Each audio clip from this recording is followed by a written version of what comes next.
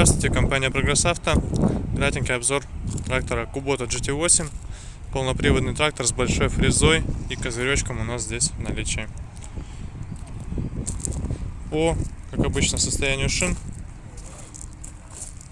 Переднее левое колесо. Достаточно много трещинок уже на нем. Износ небольшой, но трещины есть. Заднее левое колесо. То же самое, износ минимальный.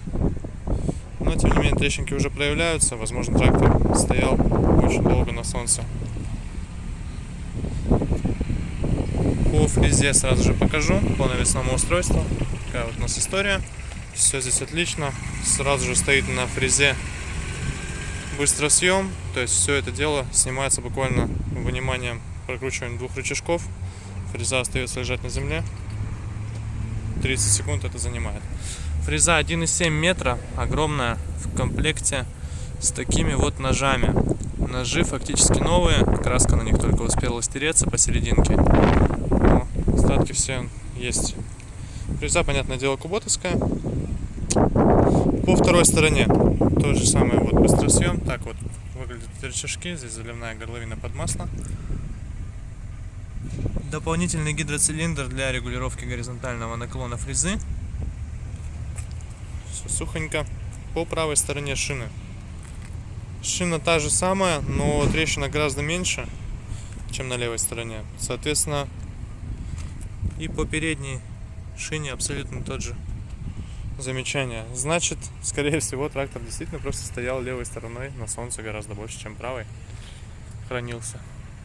По наработке у нас 637 моточасов здесь.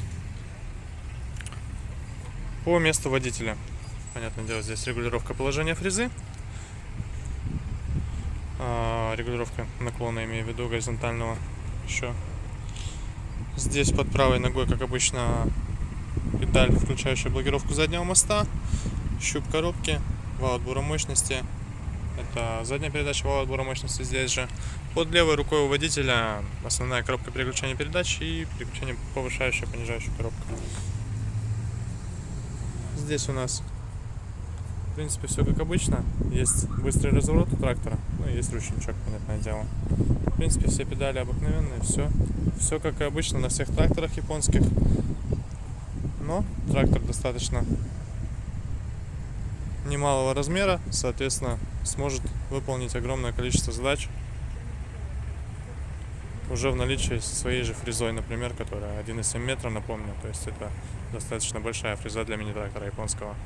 Поэтому подъезжайте. Сейчас он у нас уедет на один из филиалов и будет доступен где-то уже в центральной России.